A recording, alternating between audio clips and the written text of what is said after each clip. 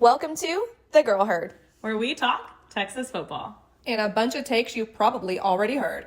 But not from us.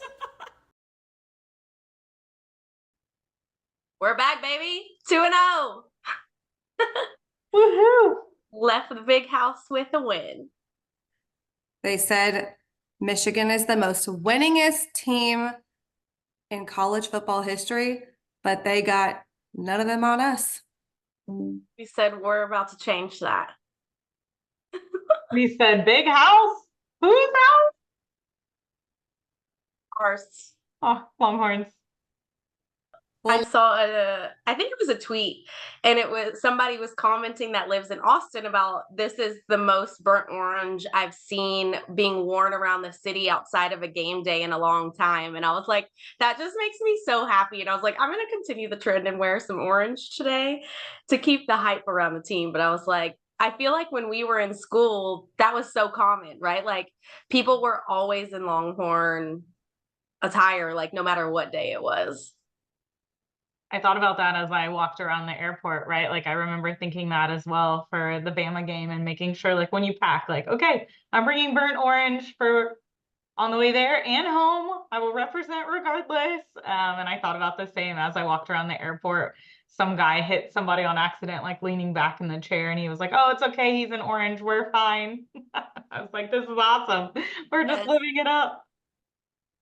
For I sure. also saw a conversation online around us having a lot of what they call t-shirt fans, which means bandwagon, or like you didn't more so not bandwagon, but like you didn't go to the school, but you're a Longhorn fan. And it was in relation to what was reported out of the Houston Chronicle, which we had 40,000 fans inside of their stadium that holds about 100,000 plus, right? So 40% essentially. And after, of course, we stayed after for the school song and we got to physically see that 40K, but it made me laugh because they were like, well, that's t-shirt fans. And I was like, I didn't say anything. I almost commented, but I was thinking pretty sure t-shirt fans wouldn't go through the links that like all of those 40K people did to be there. And in fact, I feel like from the fans we get to speak to and like folks that like we see either on the plane or like in hotels or like at tailgating, it's oftentimes students or parents of students and people who are deeply connected.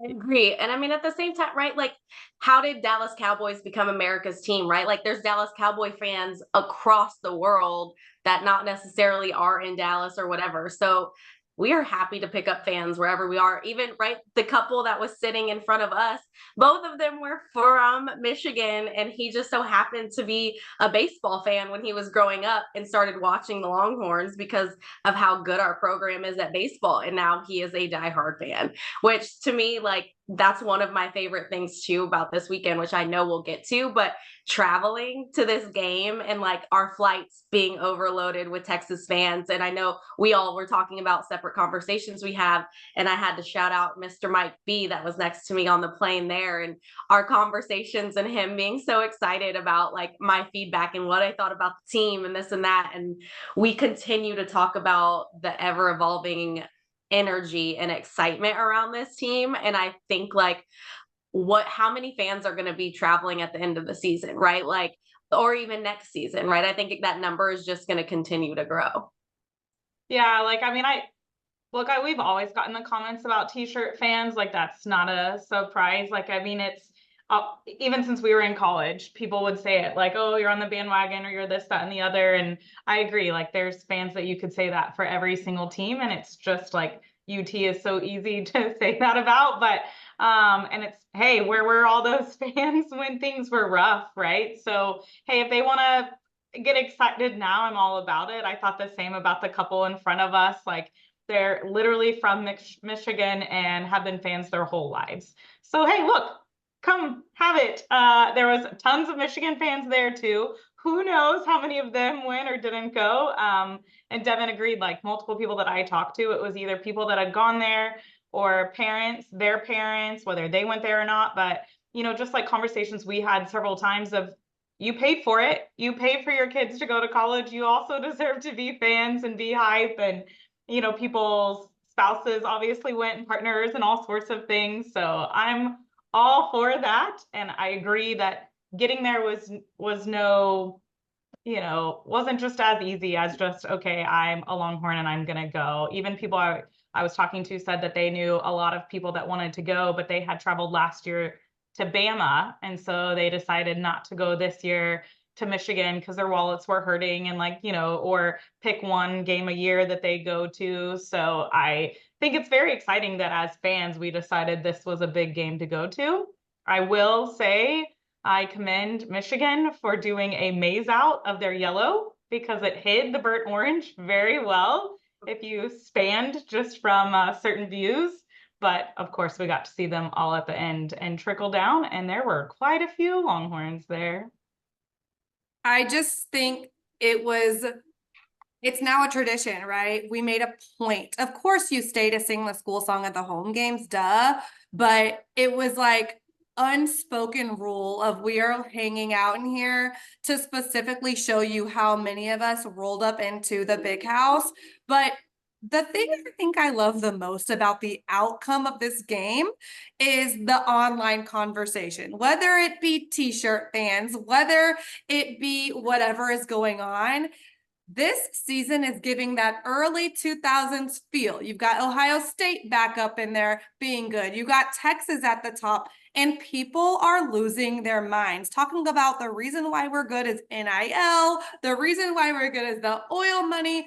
They are losing it and they're shaking in their boots. And I think it's funny because I'm like, finally, we're restored to like that 2004-5 feel, which is when we won our last national championship. And across the board, if you're like watching the games, like even the A&M Notre Dame game, it had that feel. It just had that like early 2000s feel. So I can't wait to see the way the rest of the season pans out. But yeah, I'm dying to hear everything that you guys were feeling about the Michigan game. Like what stood out? Like let's get into it. Wow. I mean, I think a lot stood out for me, and we talked about this too. Watching it in the stadium live versus also watching it on TV and not hearing the commentary, but also can we just take a pause like and talk about in-game experience and being a football fan and kind of what that entails? Like, we're going to be rowdy. If you don't want to be rowdy, maybe this isn't the place for you, right? Like there's going to be people standing on bleachers. There's going to be like shouting and screaming, which is all part of the atmosphere that makes it so fun. But a few things from offense that stood out for me was that we weren't like jumping to run the ball always on first down, which I honestly loved. I liked the mix up that Sark was doing. Some drives we did, some we didn't, depended on where we were on the field or whatever it was that they were feeling. Were their two big D linemen in? Were they out? Like, how are we going to punish them on that front? And we completed, I think, 10 of 16 third downs. And that for me was huge in that type of an environment. How loud it was in that stadium, questionable. They do say how many fans were in it. We also had this debate, like, but I will give it to him. It was loud. I am proud of how we handled. First quarter, there were a lot of penalties, whether it was the false starts or whatnot. But I think it was good practice for our team, and to see how they came out of it and continued to get better and handle that pressure was something that I was impressed by. Yeah, I think in excuse me, years past, like we kind of, what happened in the first drive, especially like rewatching it, even I was like, oh, that hurts me all over again, rewatching it. But we came back from that, right? We didn't crumble from that. We didn't let that take us over. And how their team was, how loud it was. Like we had some mistakes early on, and we fixed them and kept going. So that was an improvement for me. I think, you mentioned the amount of third down conversions that we got. I was excited to see as well. Like we keep talking about our depth. And talking about the fans and going back to people making comments, a lot of comments we've heard, even outside or commentators or whatever it is, that Michigan has lost a ton of players and Texas has a very senior team. And I combat that a bit, right? Like while we have some senior players, we lost a lot of our key players. Our offensive line is senior, but we have an offensive lineman who is brand new. Yes, Quinn is senior, but like look at our weapons. Our running backs, our wide receivers, we're well aware that had to be a big change for us mostly. And then you look at the defensive side of the ball, a lot of those are new players, and you got to see a lot of them step up. And I think so there was lots of comments about our offense being maybe one of the number ones, but Michigan's defense was being one of the number ones, if not the number one. And so I think our defense was like, game on. We are going to show you. We've talked a lot about the fact that Devin, you mentioned on the first pod and after the first game, the secondary and how they were like wanted to prove themselves. And I think I definitely got to see them step up this game as well. And I just hope, they continue to have that drive on both sides of the ball of proving themselves and wanting to show everything that we have. Look, I'm gonna put it to y'all like this. Sark got that look in his eyes. Like the man is locked in, and I've been keeping an eye on him. So I want to mention that because there's a tweet from Bleacher Report that keeps getting circulated, and it's our guys in the locker room waiting to run out before the game. And they are just like ready to go and like blasting Boosie music. And truly the aura level is crazy. And the difference between our team and like, it is a home game. And the way that Michigan just like quietly ran out, everyone's like joking around about the tweet because they're like, oh, this game was over since before it even started. But like when you watch the video, that is the absolute truth. They have like low energy. They're just like, I'm like, this is y'all's stadium. Are y'all gonna protect home court or what? What's going down? But Texas is like ready to get out there. And then there's another one from the tunnel where they're just like ready to run out. And so I mentioned all of that because Michelle, you mentioned that first drive being scary. And while I personally wanted to feel that way and the loudness, although Michigan, by the way, Bama Stadium is louder than y'all. Although y'all were really loud and that yellow did kind of have me shook, I'm not going to lie. I was worried about the guys because I was like, I don't know how they're going to take this, but they took it just fine. And I have to say, like, y'all, is this what beautiful football looks like? I mean, no disrespect to years past, but we have not had every phase of the game be strong. And I just don't know what's going to happen to the rest of the country. My boyfriend tried to say I needed to calm down last night because I was like talking about the rest of the year, what we don't do. He was like, you still have a whole football season. That's fine.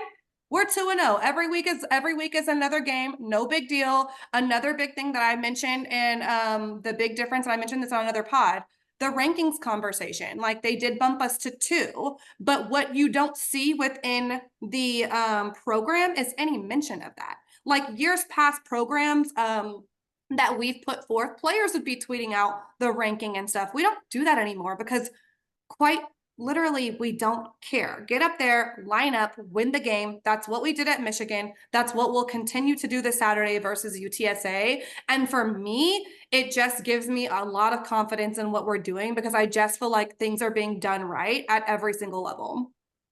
I keep seeing something too of like 5-star players with a 5-star mentality. And again, chunking it up to Sark and that culture that he's created. I think he even said too, like, we're going to work for everything that we earn. We are not entitled or privileged to anything. And I think that is one huge difference with him coming into Texas is that entitlement. And we're Texas. We should win. We should this. And he's like, bump that. That's going out the door. We're about to grind it out. And if we are going to win, it's because of the work that we're freaking putting in on this field and before. And you can really, really see the difference in our guys and the team and how they're performing and stepping up. Yeah, we keep talking about it, but even today, again, I was feeling the emotions all over again and just being like, in Sark, we trust. We have said it over and over again, but we feel it like to our core. And you can tell that these guys do. And the back and forth that game was in terms of like the chess match, we were basically playing like, okay, their defense is going this way, like our offense read it or vice versa. Like it was we haven't seen that in so long. Usually we're good at one or the other, like whether it's defending pass or rush. And you saw both, all of the above, and reading it very well. And Sark does give that confidence, and you can tell he gets it from the guys back as well. And I mean, of course, you've seen the tunnel stuff over and over again, but Devin, Frank, we are excited. Okay. We are ready for the whole season. I do agree. We always say this, like everyone wants to beat Texas. And I think Sark even said it, like, obviously we have these big games, and like playing Michigan was a big game, but we still have a whole season ahead of us. And that doesn't really say like, okay, check, we're done, like the rest of the season. Like going into next week, UTSA didn't have a great week last week, and now they kind of have a bone to pick, right? Like every team that we play, they want to beat us, whether they are a top 25 team, top 10, whatever it is, or no ranking at all. They just want to see us go down. So we have to be ready for every week, but hey, we can be excited as what has happened last weekend, but we learned from things that we did as well and move forward. And hey, we haven't been here in a long time. Let us be excited, okay? You deserve the excitement. Let us relish in this moment week to week. Doesn't mean we can't learn from our mistakes. Yeah, I mean, that is true. Sark said that in his press conference today, like as it related to the UTSA game, he said he was showing the Notre Dame NIU game, and he was like, look, this can so easily be anybody. Like, don't let it be you. And I just feel a different level of hunger this year where the guys really do have the 1-0 mentality. And UTSA, I mean, let's not forget, like, the competition actually was not that big of a difference between us and them, like even just 2 seasons ago. And they had that whole promo video on our campus, which was questionable. That's true. Oh, we should bring that back just to create the hype, Devin. Like, I mean, they did that for a reason. They did that for a reason, though. Like they had the juice, and I was like, wow, like they really tried that. I don't think they'll be doing that this year, and I don't think any team will be coming at us, giving us any more fuel. Which was funny because I know our friend Bree was mentioning that leading up to the game at College Game Day. We did stop by that crowd, and she just mentioned this is the quietest game day I've ever seen. It was as if the fans sort of knew going in, or they just didn't want to awaken the beast.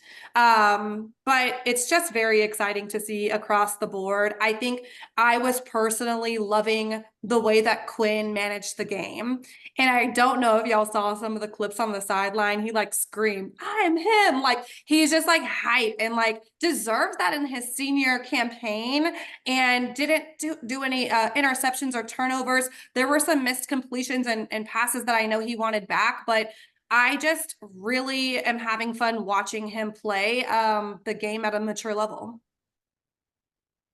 Agree. And I think, again, game 2, right? Like we do still have a lot of games to come, and he's only going to get better, right? And the accuracy of what he's playing and the ease at which our offense looks like. I know in years prior, we've always been a little bit hesitant, right? Like, ooh, like, are we really secure in what like the offense is going to do on the field? But I feel like this season, I'm really not doubting, right? Like, Quinn is handling his business, just like you said, Devin. And also, like Michelle, like defense also handled their business, right? They had the turnover sword. They're deflating the balls and putting them on this sword, which I also love. We got sacks. Even our true freshman on defense, Colin Simmons, got a sack in this game. Like, I just think that, again, like they're continuing to build and build and build, and that steam is just going to keep rolling. What did you guys think too of the Michigan fans? Like, did anything else stand out for you guys? For me, I personally felt for them. Everything they were saying, I was like, well, that's how I felt for the past 15 years. Like they were just like, oh, and like couldn't get first downs, couldn't complete passes. We're getting these baby rushes. And in my head, the whole time I was just thinking, Sheesh, I've seen Texas play a million games like that. So I kind of felt bad because it was a miserable game. We suffocated them in the first half. And in the second half, in watching it at home, I like was surprised that we had only had that one more score, which is a funny thing that people were also talking about online and like saying Sark needs to like not be nice and like really rack it up on these teams. Coaches have different philosophies on that, by the way. So I'm sure Sark has his own reasons. And also just wanting to play a complete game, rotate the right guys in and work on the right things. But that's what I saw. I honestly just kind of felt for them, to be honest. I mean, several of them said, like, don't be too mean to us, right? Like, even when we were on campus, we heard a lot of them say that. Don't be too mean to us, be nice to us. But I think we were around all types of fans. Some of them still thought they were gonna win. I wanted them to not get the touchdown at the end. That's what kind of mentality I'm in right now. I was a little not pleased how the fourth quarter went. But I actually think Sark mentioned that too and said that he didn't either and kind of got onto the guys and wanted them to keep playing and not just play 3 quarters. And it's not just like, okay, we won, no big deal. You never know what can happen kind of a thing. But so I don't know. I don't really feel bad for them that much. They got a national championship last year. That's amazing. Love that for them. They were great hosts. We had a lot of fun. I think the number of attendance or capacity, really, I should say, of their stadium is fake news. Someone mentioned that to me before we went on the weekend, and I feel like it got confirmed by being in their stadium and how many it could actually seat. I believe that there was probably 111,000 people there. If you include like who was on the field, how many people were in like press boxes and stuff like that. But who was sitting? I questioned how many people were in the game, but it's fine. You can call it the big house. You can have that, guys. Love that for you. I mean, there was a girl sitting in my seat the entire game. So there probably definitely was 111,000 people in there, you know? But I'll also shout out a man I met on the plane whose name is Dennis. He works security at DKR, so you all look for him. I did try to get like his yard line or if he's end zone. He said that he was end zone, like student section for Colorado State, but that they do move them around. So I'll have to keep an eye out. He said to look for him, but he was cracking me up because he had the same thoughts. He was like, ain't no way that stadium. He goes, first of all, the Rose Bowl stadium is way better. So, I mean, I'm happy I went to the big house. It's the first time Texas fans got to go there. So happy for all of that. But I'm in alignment with you, Michelle. I just, I need for them to like come to our stadium, which they will in a few years. So we can settle the score at that time, I guess. Yeah. No, Can't it's wait no for dig that. to you. We questioned your capacity, and you have no women's bathrooms, so there's that.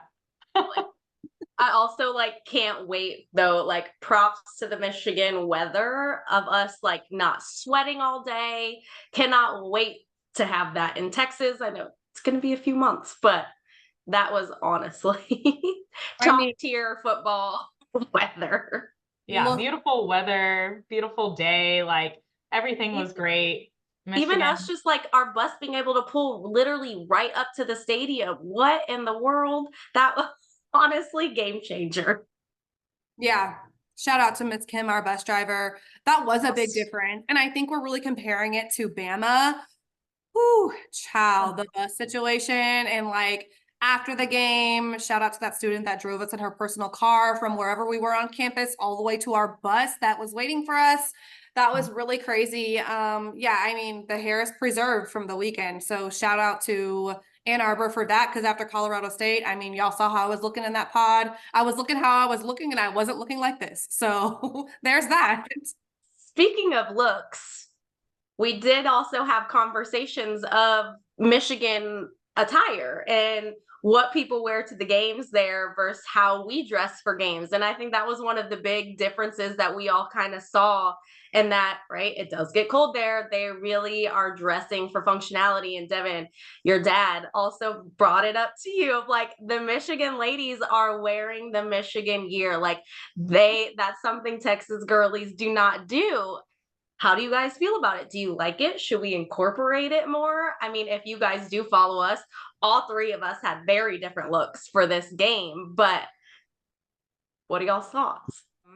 On my end, it's actually a funny way of looking at it, and maybe you all agree, but I was having this conversation with Sade, who, if you all don't know her, she just started a new company called Custom Stadium Bags. So we posted it on our story. We'll keep featuring, but ladies and gents who have a lady in their life who are looking for a cutesy looking bag for the games, check her out. But we were talking about this, and I think and believe, because think about when we were in undergrad and how this clothing style was. Now, Angie and Michelle, you all had a little bit less exposure from actually being on the field. I was able to sort of walk around and see a bit more. And under the Mac Brown regime, we really wore a lot more jerseys than the girls did. Like almost like, and I wore for one season, like an oversized jersey dress situation that I sort of made. Lots more gear back then, but also look at Mac and his style. I personally believe, first of all, shout out to all Texas women. We had conversations with Texas ladies in the stands. The ladies are bringing it, and the levels of the fashion only keeps on getting better. I think that's coming down from the head coach. The man walked up in there with that orange jacket, sport coat, and the all black with the Longhorn pin. I said, "Ooh!" And last year, last home game for Colorado State came in looking fresh with the white too. And obviously, L'Oreal's dressing him, and she's got a career in fashion and very fashionable herself. I think that's trickled down into the fan base because I've seen a very big difference. I saw it at OU in 2023. I've been seeing it as the games go on, and y'all know me, I'm here for the look. So I just think it's awesome, and I think it just is actually part of the culture too. We love an elevated fashion moment. Yeah, it's true. I forgot, like, as you said, the jersey thing, like I did have a jersey in college and wore that when going to games outside of being on the field. So it's all true. It's wild. Yeah. It is. Our fashion has changed over the years, and I love that. We got called some models on Michigan campus, so Oh yeah, we didn't even address that. Honestly, let's go back up there to play them again because they had us feeling Compliments. pretty good with the confidence boosts. Loved that. But also just loved even all the Texas women too. We were all complimenting each other. Lots of Michigan women personally walked up to all of us and were like, "You all look so cute." So it was just such a festive day, and the pageantry of like the band and the fashion and the team. And I love that the band is like our unofficial leaders of like everything for the travel games. And even though they're not on the field as players, I know they feel that love and support too when we travel because they get to like help lead the entertainment and kind of what we're doing. So after with the Eyes of Texas, I mean, that was just so special for me. And then after that, we like didn't leave. Like all of the Texas fans were like, no, like what's next? And so we got into like the Texas chant. And I just know that like all of the guys on the field, I think it just meant everything for them because they were probably, think about it, these players are probably thinking, oh yeah, we'll have some travelers. And even last year, Bama, we had a good conglomerate. This year, I mean, it had to have been double that easily. Yeah. I'm glad that you brought up the band because you sent us a picture earlier today that there was a wager between the Michigan band and the Texas band.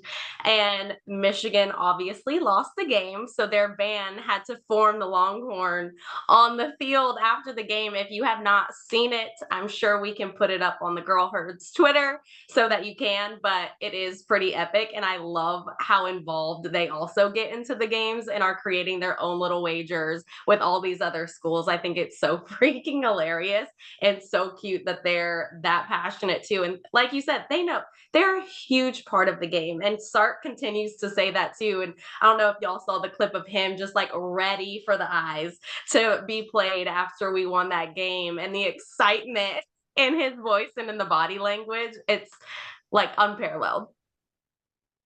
I mean, we love the band. We love that we keep finding them before and after the game, and they just continue to hype us up. And I love that they read the room, right? Like the fans weren't wanting to leave. They kept playing cheers.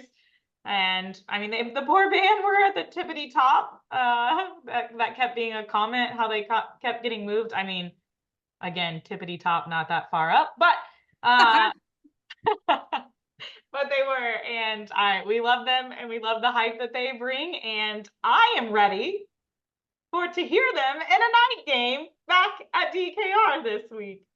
Same. Ready for a night game.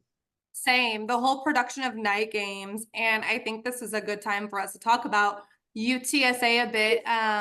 But one thing that I did want to address, because you made me think of it with the Michigan band, Angie, you can tell that Michigan actually doesn't have any real beef with us because they don't even know how to do horns down.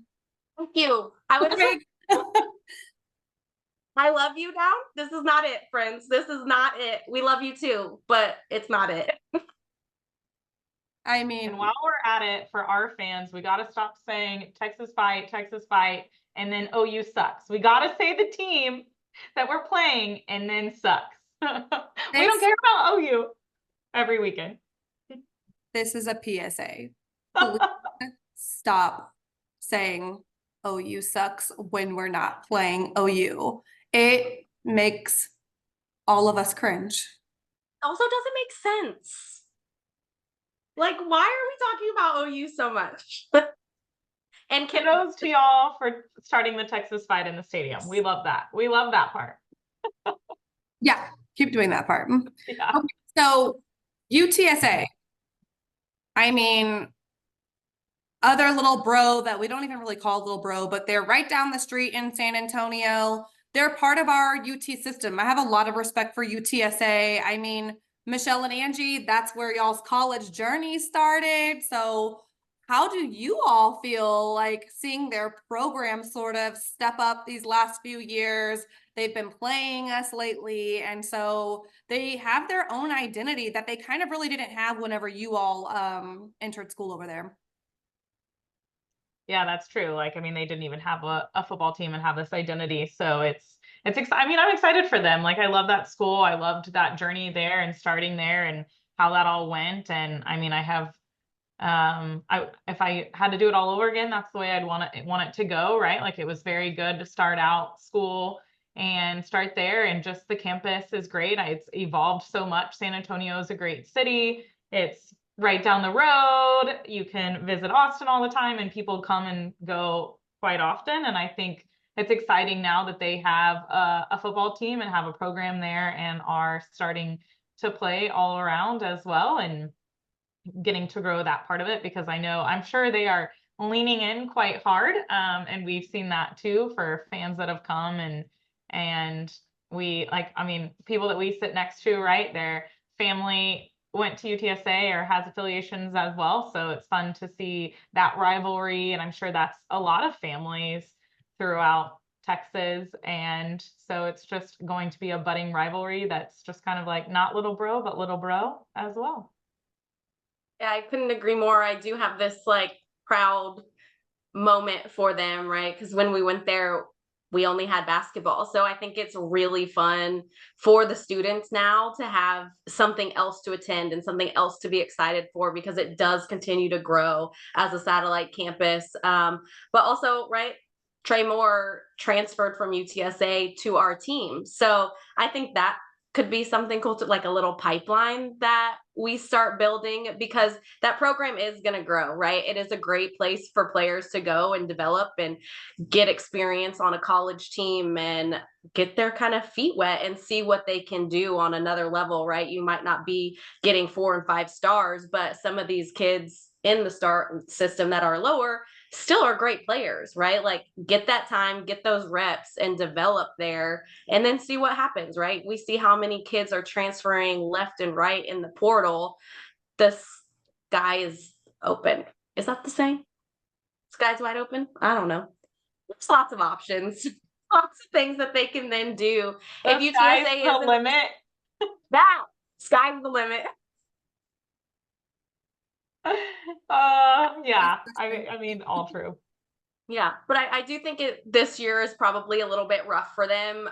They don't have all the talent in the quarterback position that they did before.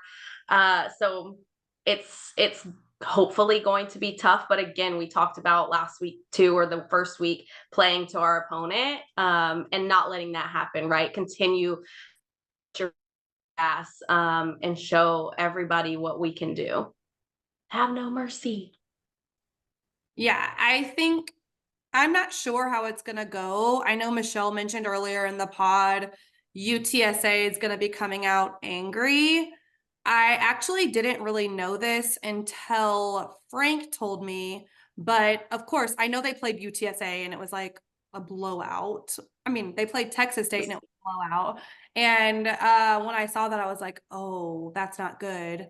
But of course, I'm really happy for the Texas State coach, GJ Kenny, over there. But I didn't know that he was coaching against his high school coach. So Jeff Traylor, the UTSA head coach, was his high school coach. So I was like, oh wow, like I wonder how he feels. But I don't think like Jeff Traylor is an amazing coach, and Sark was mentioning him today. I don't think it's more about him. I think it's like all flowers to GJ Kenny, and like he's been building that program up also down the road in San Marcos. So we'll have to keep an eye on them too. But I think our guys are just going to go out there and do what they need to do to be successful, and all the outside noise of the narratives, it being UTSA or whatever have you, and them coming in frustrated, it's just not going to matter. Like I said, they feel very locked in. I think they're very focused on the task at hand every week. And so far, it's just been nice to see that. It's our first night game of the season. Like, I think that they're going to be pumped too, right? Like we said, it brings a different energy into DKR when it's a night game. It's going to be loud. Y'all, we just It better be loud. I'm ready. I'm ready to hear that first Texas fight when it's 100K of our fans at night, just like still relishing in the week that we just had. It's going to be rocking. Need to make sure I have my phone ready for the light show. Like I'm excited. I'm also really hoping that it's not hot, but like I feel like it's going to be. I was just about to say, like, back at night, and hopefully the weather is a little bit better because we keep talking about that.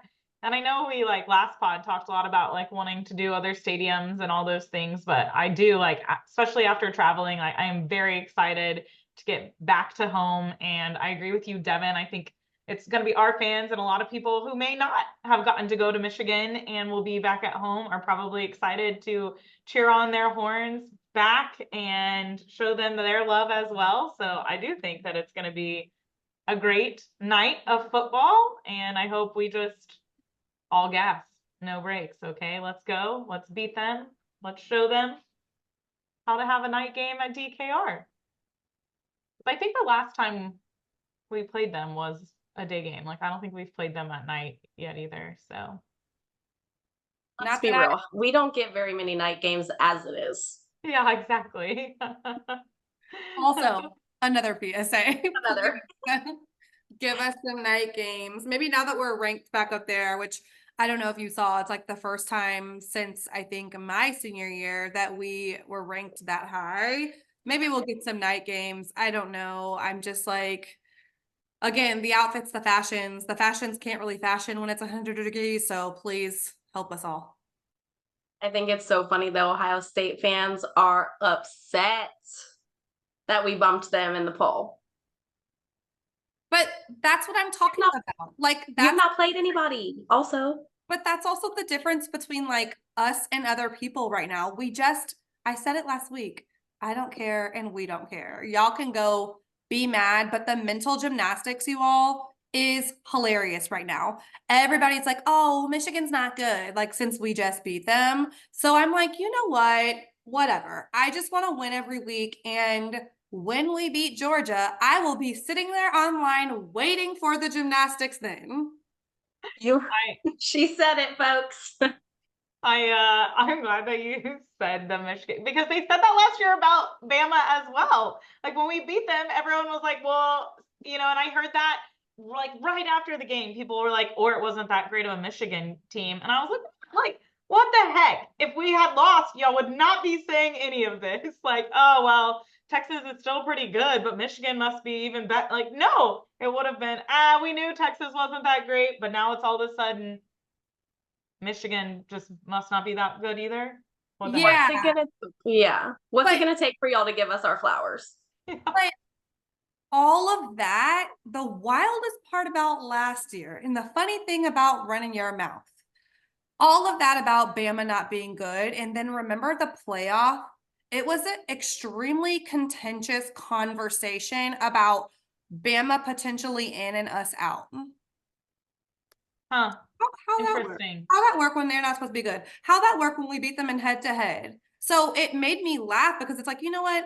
Y'all keep running your mouths talking heads because in a minute you're going to talk yourself into a hole that you can't get yourself out of. But in a serious way, people are now talking about down the road, which I know we're being a 1-0 conversation here. However, it's very hard not to like start to contemplate the future. And people are speaking about us potentially playing Georgia 3 times, which I'll be very honest, that seems scary. Like that's the type of thing that like they do in the NFL potentially. Like you've got your divisional teams and then playoff, but I'm like, that's going to be a lot if that happens on both sides from a mental standpoint Mhm. Playing Georgia 3 times sounds in a season. like the last thing I want to do.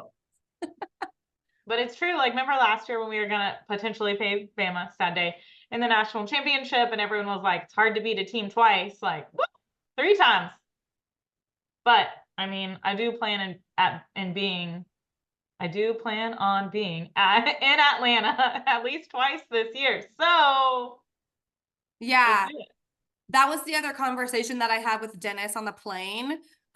So, and again, it makes the whole travel thing that much more special because this year it's even more at stake in terms of what's possible for people and just how hard it is to get to these games. So I can't stress enough, like shout out to Longhorn Nation for traveling as deep as we did. But he mentioned that he's gonna hold back on that first SEC title game in order to make it to the other games throughout the playoff, which I said, absolutely. Me and my friends are having that same conversation, but I know and I told him our conversation was if we get to the first SEC title game, the first year we're in the SEC, we have to show up because all of these teams have been like, y'all gonna see if y'all are SEC ready. So it's just gonna be the funniest thing ever if we get there. Really glad that you brought that up about the SEC because I found this cute little tweet about Gunnar Helm. 90% catch rate leads SEC tight ends. 140 receiving yards leads SEC tight ends. 4 explosive plays leads SEC tight ends. 75 yards after carry leads SEC tight ends. And 75.5 pass blocking grade leads SEC tight ends. Where's all the tight ends in the SEC at? Just saying. But we're not ready. Yeah. SEC. In case you didn't already notice, get ready for the most insufferable era you've ever seen of Texas football in your life. Quinn was also the offensive player of the week for the SEC. So here we come, steamrolling into the conference. Oh, it's so true though, Devin. Us being insufferable, we're back. I mean, Don't let us win a natty. well, that's what started my conversation with Frank. I was like, I'm feeling good. We knocked off the national champs of last year. I was like, I'm just feeling like we got our juice back from that 2010 whenever Bama took it away. And I'm like, I'm just ready to get a title. I was like, actually, I'm ready to get 5. He was like, hold up, get 1 first. I was like, okay, fine. Okay, Bama fan. Frank. Right. See, that's really why he don't want me to be too happy. He's trying to keep me humble because he's pro Bama, but that's a conversation for a different podcast. Want to know. We want to know. Yeah, want to know. So, I mean, the excitement is there. Hope to see you all Saturday walking around. We'll be out there. So if you see us, come say hello. It's been really nice to meet a lot of you so far, and we'll continue doing that. Let's go Longhorns. Welcome.